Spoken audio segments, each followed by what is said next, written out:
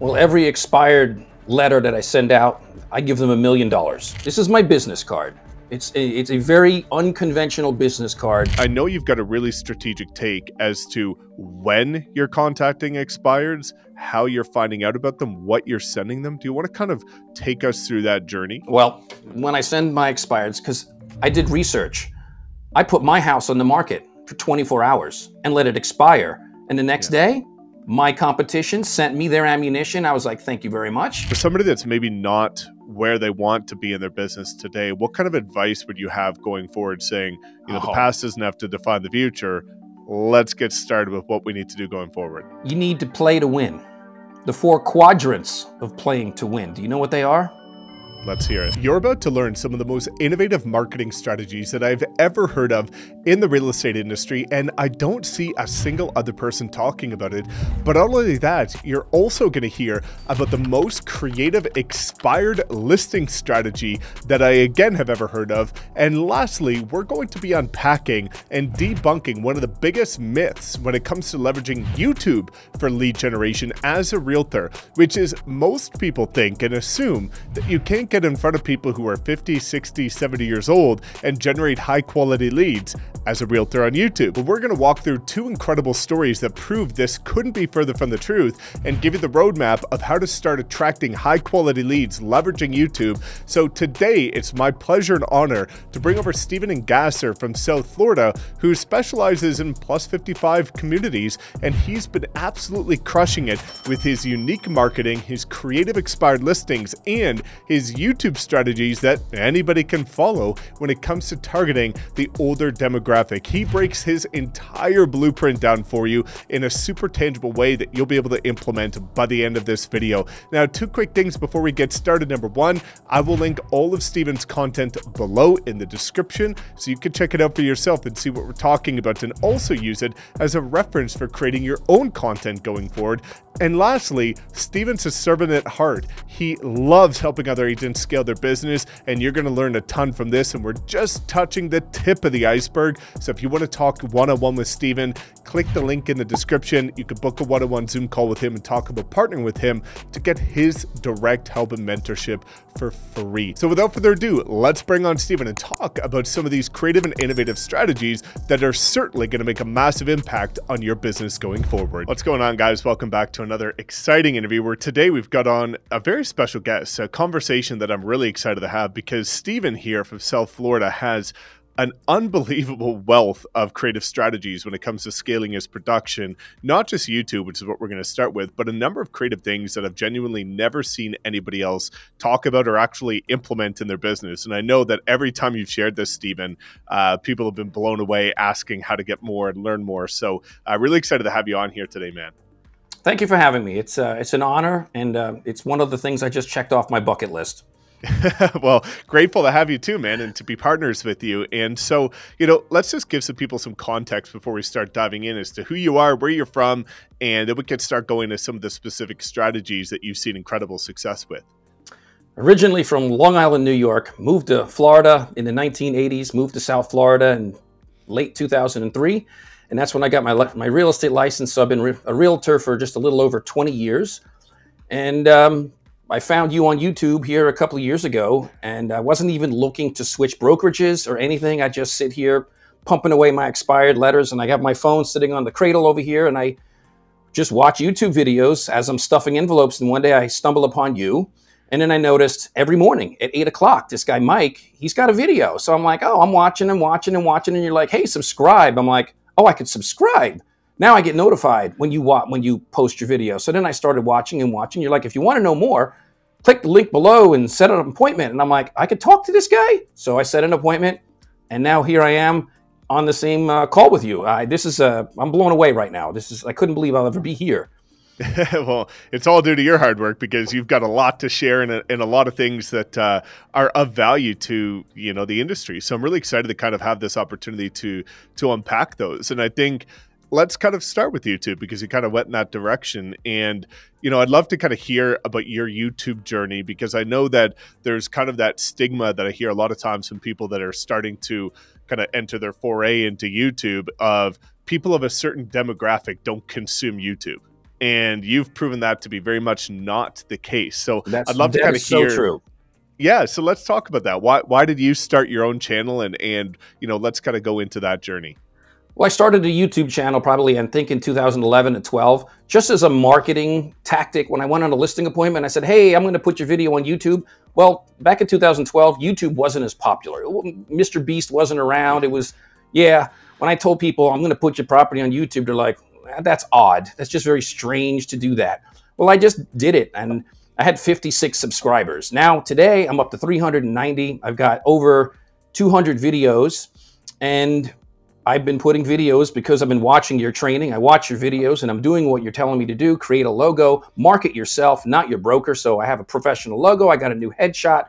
All my branding is now uniform, and I'm tweaking my thumbnails to all look the same.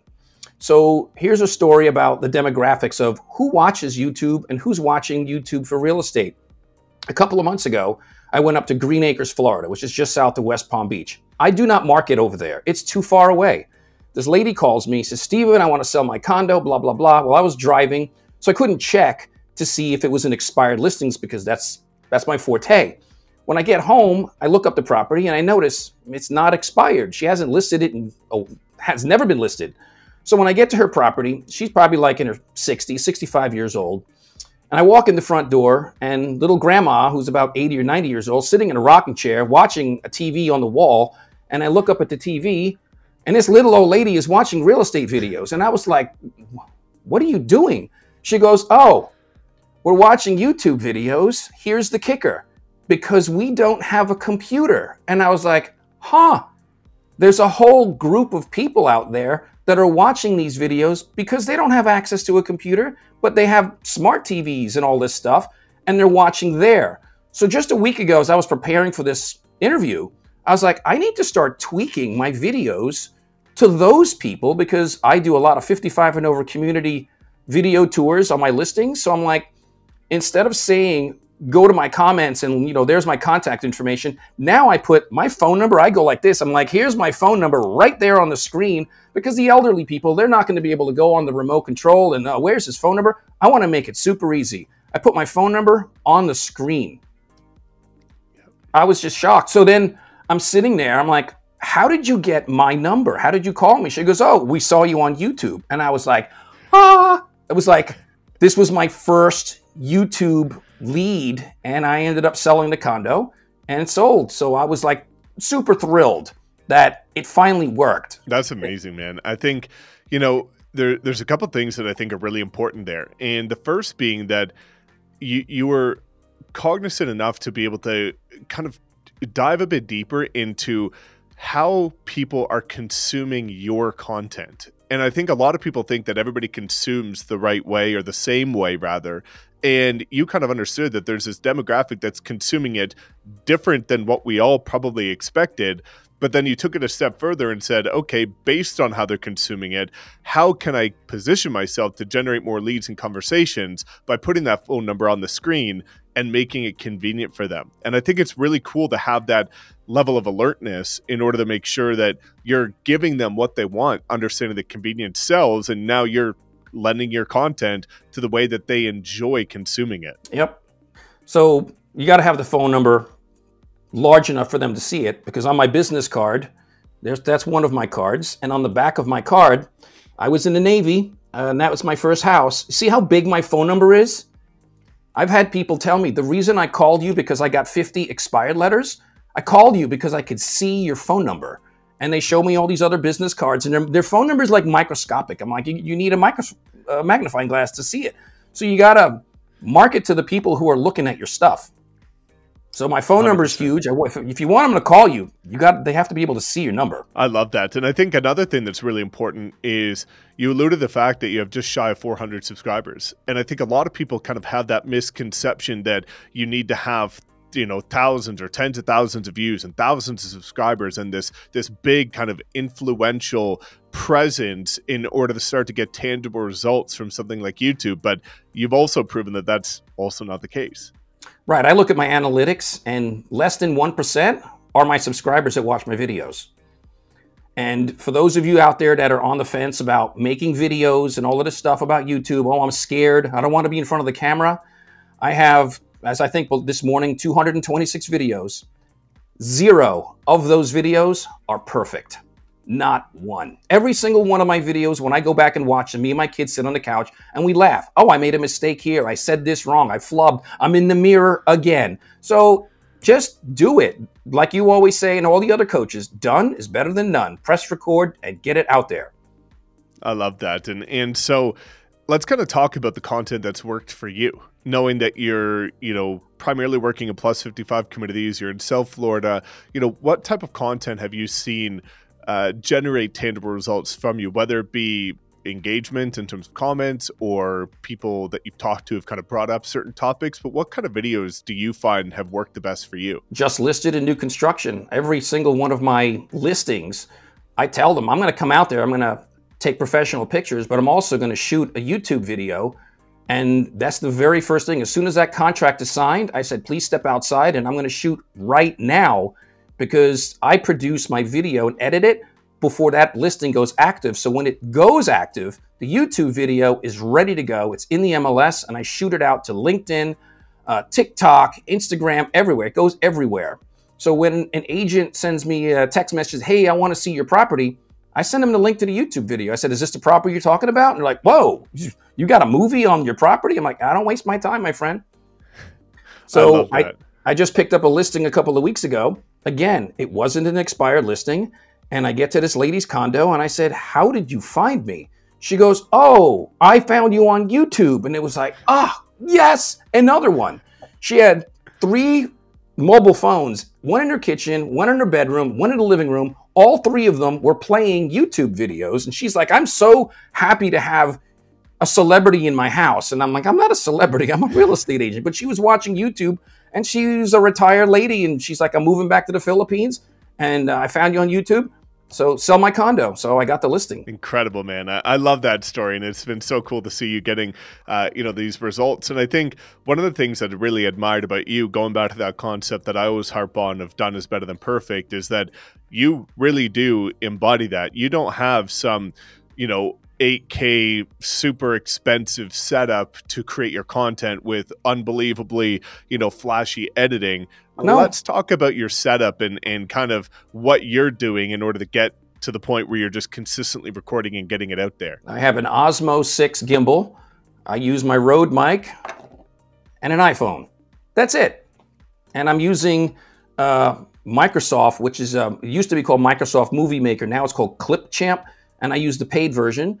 It's very basic. It has enough bells and whistles with graphics edit and music and all that stuff. That's all I need. I don't need to go crazy. So it's simple. I can do it myself. And now I have a system on how to edit my videos. And I'm sitting here editing the video. Like last week, 2 weeks ago, I went to the West Palm Beach home show. And I brought my stick mic, my other Rode mic. And I said, I'm going to go around to all the vendors and introduce myself and question them and make a content. Well, this microphone, forgot to turn it on. I come home and I'm editing and I'm like, why is there no sound over here? And I'm like, oh my God. Well, that video is on my channel. I don't care. It's up there and that's that. I can't go back. So, you make a mistake, you learn from your mistake. Every video I make, I analyze it. And I'm like, oh, I said this wrong. So I just slightly improve on every single one. And there's a Japanese phrase called Kaizen, and it means continuous improvement.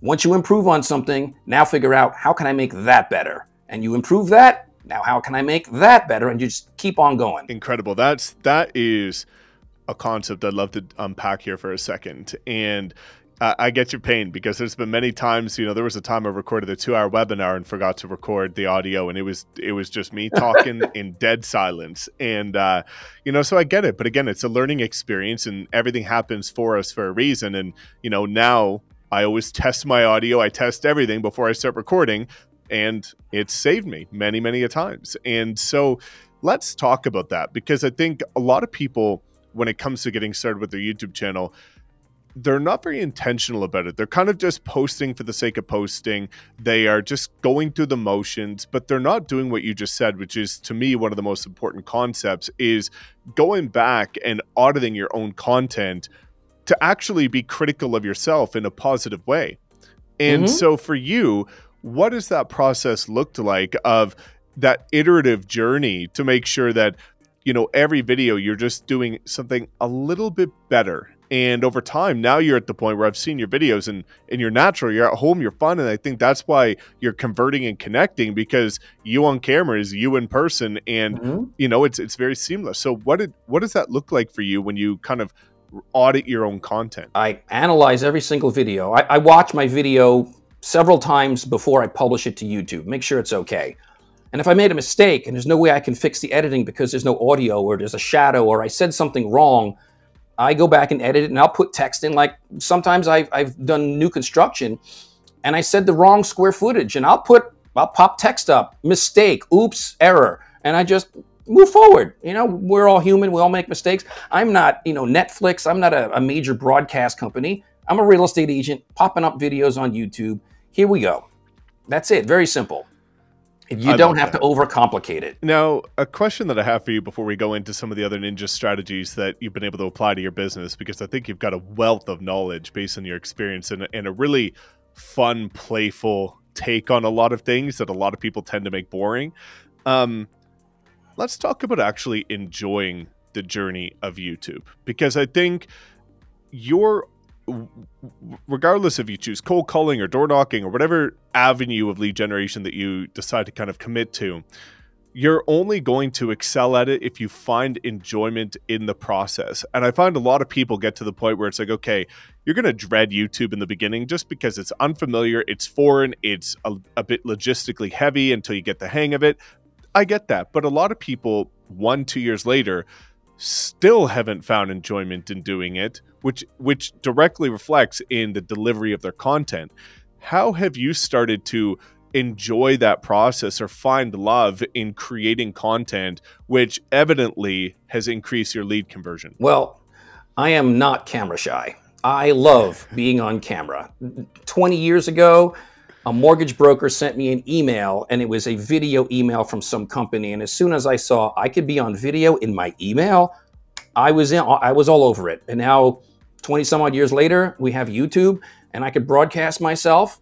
And like, I look at the videos that I post as bait. If you went fishing and you're on a boat and you have one fishing pole, you're only going to catch so many fish. So one video, so many fish.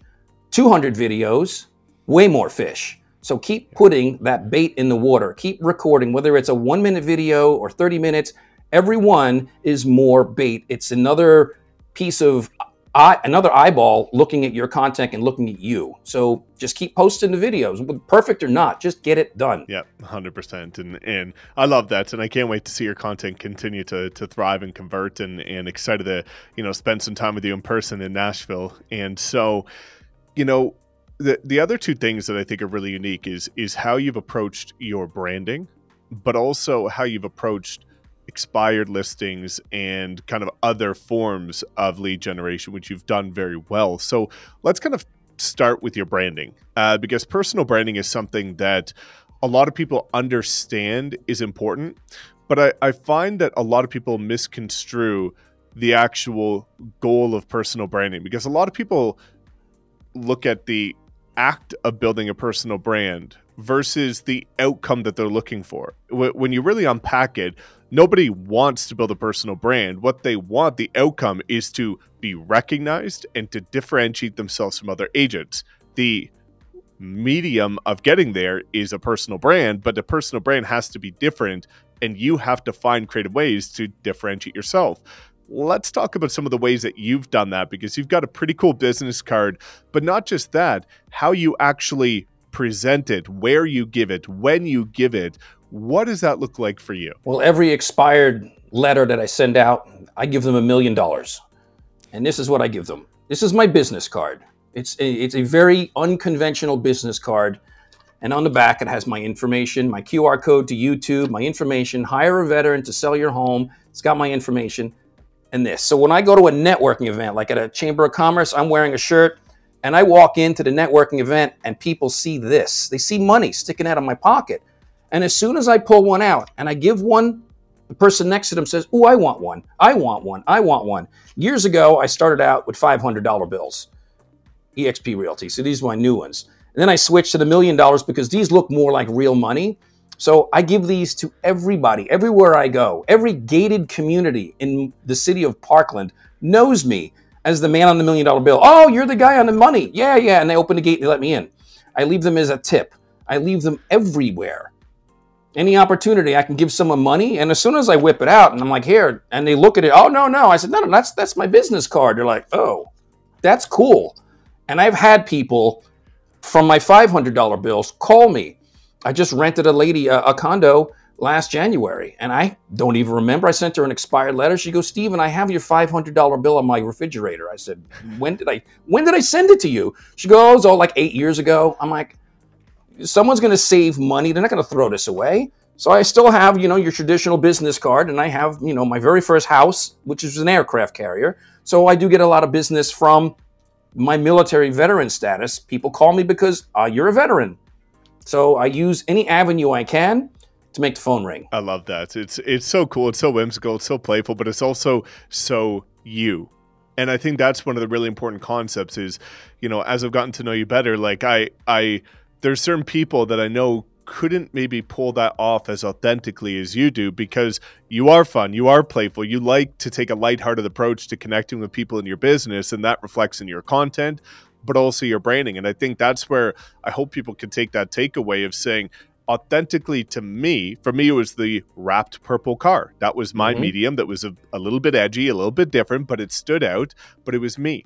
And I think a lot of people need to kind of take that time to reflect on how they want to be recognized and what they could do to make it different, specific to them. Yeah, I have the tailgate on my pickup truck wrapped with all my information. QR code as seen on YouTube, TikTok, my face, my logo, not the brokerage, it's me. Yep.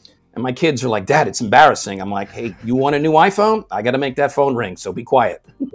I love it. That's awesome. And so let's kind of go down the avenue of expireds because you talked about that. And I think that right now is a really hot topic because of the state of the market. A lot of people are looking to transition their business to a more listing heavy business compared to buyers based on, fear of the NAR settlement and things like that. You've done well with expireds. So what does that process look like for you in terms of, because I know you've got a really strategic take as to when you're contacting expireds, how you're finding out about them, what you're sending them. Do you want to kind of take us through that journey? Well, when I send my expireds, because I did research, I put my house on the market for 24 hours and let it expire. And the next day, my competition sent me their ammunition. I was like, "Thank you very much." So I saw what they sent, and it was all your traditional corporate logos on their envelopes. So I used just a birthday card envelope. I put their address and nothing else. So when they're opening it, I'm going to open something that looks like this rather than a bill or something that's coming from a corporate brokerage. Sometimes I use, canary yellow envelopes if I can get colored ones, so they look like birthday cards. And when I go on these listing appointments for expireds, the number one reason most of the time is I'm like, "Why did your property expire?" "Well, there was no communication. I got sucked into a 6-month contract." So I do something that's risky. I offer 30 days. Give me 30 days, and that's it. If you're not happy with me after 30 days, we part our ways. But in my contract, I have it the wording where you can cancel the listing after 30 days. But if you want to keep me on because you saw that I'm doing a good job, I'm communicating, we'll stay on day by day. I think in 20 years, maybe 4 or 5 people said, "That's it, you're fired." I'm like, "Okay, bye-bye." But that's one of the reasons is they don't want to be locked into a contract. So I'm giving them what they want. I'm listening to their needs. I love that. It's incredible. Are you following up at all with expireds after you've had a conversation, or do you kind of just get to the point where you have the listing? Because one of the things that, some people are curious about is like any sort of scripting or conversation material that they would use when it comes to the listing. So I know that you have the 30-day kind of process, which works really well. Do you have anything else that kind of gets you from conversation to actual contract? No, I have no script. They call me and they said, "My property expired. The last real estate agent didn't do a good job." And if I'm in front of my computer, I'll pull up the comps live on the phone with them. And all I want to do is make an appointment. I'm like, when do you want me there? How soon do you want this property sold? I can come there today. I can come there tomorrow. I can come there next week. And I make the appointment, and then I get the listing. And sometimes they don't list it with me. Sometimes they do. But most of the time, I get the listing because I'm offering them what they want. They want their property sold. They don't want to sign a long-term contract. So that's it. There's really no script. Yeah, and I think that allows you to take such a more genuine approach to it. And I know that there's value in scripts for some people in terms of having some sort of structure, but I think you've compensated for that on the front end by doing marketing properly with the, as you alluded to, you have a letter that stands out in terms of the shape. You have your phone number that's big, large, bold, much easier to read than the average person. And then having that business card as a whimsical approach just really kind of separates you from other people. And so, there's more than one way to approach expireds. A lot of people kind of harp on the fact that you just have to call them as quickly as possible. But I think that concept of you listing your own home and getting tangible data as to what you receive, like, I think that's the best thing that somebody could ever do. And that's why, a lot of people are just making assumptions as to what they should be doing with their marketing, their advertising, their branding, instead of actual getting data. Yeah, when I put my property on the market and it expired the next day, my mailbox was jam-packed. I mean, the mailman couldn't stick any more letters in there. It was full. And then for like the next 2 weeks, it tapered off. The next day I got, 50 letters and then 25. It just slowly tapered off. And I got phone calls. People called me. And some of these expired listings, when I go on the appointments, they said, can you make the phone stop ringing? I said, as soon as I list the property, the phone will stop ringing.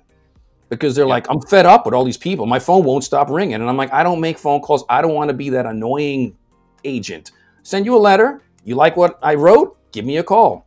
So they're fed up with the phone call. So I don't bother because I don't want someone calling me. 100%. And so a couple other little questions on that. How are you finding your expireds, and when does that letter go out? All right. So my MLS at midnight, the expireds hit. So whatever canceled yesterday or expired on June 3rd, this morning, there's a list. So I live on the border of Broward and Palm Beach County. So I look up all the single family houses that expired yesterday, and I look through every single one of them. I look at the tax record. I look at the history to make sure they didn't expire it and it relisted this morning. So I make sure it's not an active listing again. And then I look at the tax record to see the owner, and I want to make sure the owner isn't the agent of the property. Sometimes that happens. So I filter it. It takes me a good hour and a half to 2 hours every single morning at 7 o'clock. So 8 o'clock rolls around, you're on my phone watching your videos. And that's what I do. I do all the single family houses first. Then I do all the condos, townhouses, and villas. Then I switch to Palm Beach County. I do them. And then I also do the canceled listings. There are sellers that are like, you know what, you're fired. I'm canceling the listing. I do the same thing with the canceled, same letter, same 30 days, nothing's different. And I put your property either expired or canceled in the MLS, and I highlight it with a yellow highlighter, and I mail it to them. So they get, I'm doing canceled and expired listings every single morning. If I go on vacation and I'm gone for 3 days, I got 3 days of expired letters to catch up on.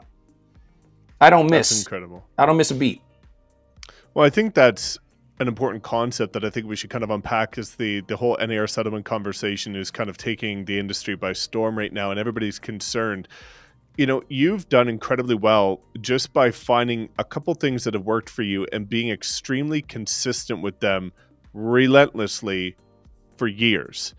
And do you want to kind of talk about that? Because again, a lot of people kind of approach their business in a fair weather approach where they do their content when they feel like it. They do their expireds when their back's up against the wall. But then once they get a couple listings, they stop doing those activities that got them the listings. And a lot of people really struggle with that approach of staying consistent, because you've done well, you've got business, and you continue to thrive, and you've done well for years, but you don't skip a beat years later. And do you want to kind of talk about that mindset of just committing to a few things that have worked well for you and going all in on it? Well, when you don't have content, or, a lot of people complain they don't have ideas, I subscribe to other real estate agents all across the country. And I watch their content. When their little notification comes up, I'm like, oh, let me see, what did they record? I'm like, oh, I like that idea. Oh, I like what this guy did. Oh, he did a live stream. I don't have to edit that. So I mix it up. If I don't have a listing this week to record, a week ago, I said, I'm going to see what's the most expensive house in my neighborhood. And it was a $7 million new construction house. I went over there, went on the construction site, filmed the outside, and then I came home and did a screenshot of, I recorded the screen of the MLS, and they had computer generated pictures of this $7 million listing. And then I do new construction, I do my listings. So I was supposed to film some new construction this Thursday, but you don't know this. I have the flu right now and I'm sitting here with 102-degree fever. So I had to cancel my filming for this week. And there's a fishing derby here in my town. I'm like, hey, I want to show people that want to come to my community, what do we do here on the weekends? So I had to cancel all these shoots that I had scheduled for this week because I'm sitting here right now sick as a dog. Wow. Well, I appreciate you being here and being open to sharing some of these incredible things. And again, I think that's where a lot of people, I think, are going wrong right now is they're overcomplicating their business and they're always trying. Yeah. Don't worry about the video not being perfect. They don't have to be.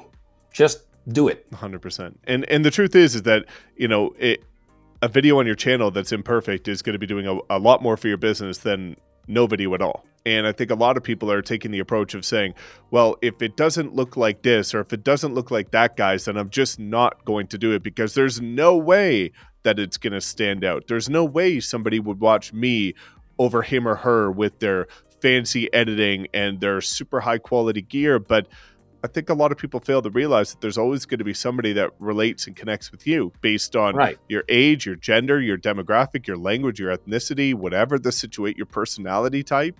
And there's room and space for everybody. And I even find right now that there's kind of this transition from the overly produced videos to people connecting a lot more with the content that's a lot more genuine, relatable, raw.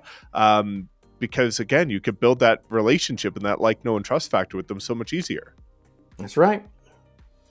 I love it. Well, Stephen, one of the two things that I always like to talk about now is as we kind of bring this full circle, because you flooded this with so many cool strategies and value. And, based on the landscape of the industry we have right now, you've got agents that are flooding away from the industry. People are leaving at scale in droves. People are fearful of interest rates, of the upcoming election, of the NAR settlement. For somebody that's maybe not where they want to be in their business today, what kind of advice would you have going forward saying, the past doesn't have to define the future. Let's get started with what we need to do going forward. You need to play to win. The 4 quadrants of playing to win. Do you know what they are? Let's hear it. All right. So 0 to 49% of the people that are in business, they're not playing. They're in business, but they're not fully invested. They're not in it. 50 to 74%, they're just playing. They're not playing to win. They're just, they're dabbling. And 75 to 89% are playing just enough not to lose. And then 90 to 100% are playing to win. So if you're in it, you want to make sure you get that first place medal. You're playing to win. Don't just, I'm going to try it. No, if you're going to do it, go for it. Play to win. I love that. You couldn't say it better than yourself, because it's a lot of people are too casual about their business, and they operate as if they don't care if they don't succeed. And I think there's very, even just that comment of you about your kids, embarrassed but getting the phone because you need it there, like that shows that you've got this level of motivation and drive because you want to provide a better life for your family, and you're willing to do whatever it takes at all costs in order to achieve that. And I could see that through your work ethic, because that translates through everything. You've not just been consistent with your content, with your expireds, but you show up to every call. You always have your camera on. You always engage. You come to events. Like, it's very evident through your work ethic that you play to win. And one of the conversations that I always have for people is, and this kind of takes some people by surprise, is, would you even hire yourself? Mm-hmm. And it kind of throws people for a bit of a loop. Based on your work ethic, if your client was staring through the window all day and saw how you operated, would you hire yourself? And a lot of people, are sitting there complaining, or woe is me, or, wasting time scrolling all day. Nobody would hire that, right? And the only way to get to that point is, as you alluded to, playing to win. That's right. I love it. And so lastly, Stephen, as we kind of bring this together and being respectful of how you're feeling today, which is not ideal. Yeah, I got my cup of tea right here. Perfect. That's a big one. You need it.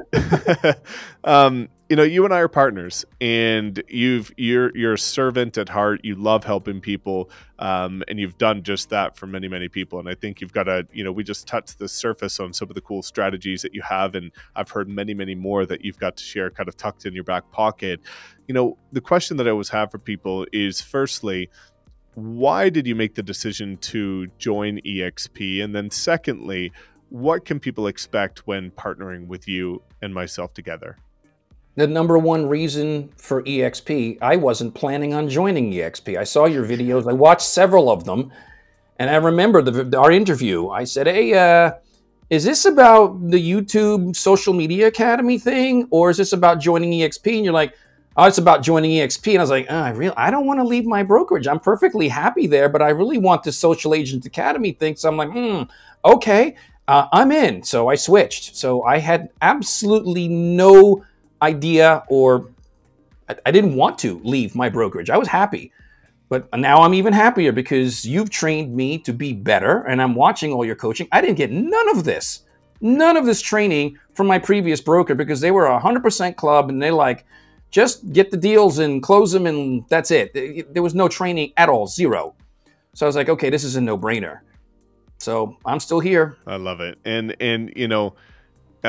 you are such a massive contributor. You're on the mastermind calls. You openly, voluntarily, happily share all of the cool strategies that are working for you in your market, even if there's other people on the call that are in your market, and you just care about impact, and you really have a huge heart and love helping other people. There's going to be some people on this call that want to learn more about what you're doing, how you're doing it. And, we're going to link your calendar link in the description below so people can have that one-on-one Zoom call with you. But what can people expect when partnering with you in order to get your support to take their business to the next level in partnership with myself as well? Well, I answer the phone. That's the number one thing. You got to answer the phone. And I'm real. I'm a real person. I don't beat around the bush. I'm a no-nonsense guy. If you want to learn something, I'm going to tell you how to do it. I'm not going to tell you the backstory and a bunch of fluff. I'm a nuts and bolts type of guy.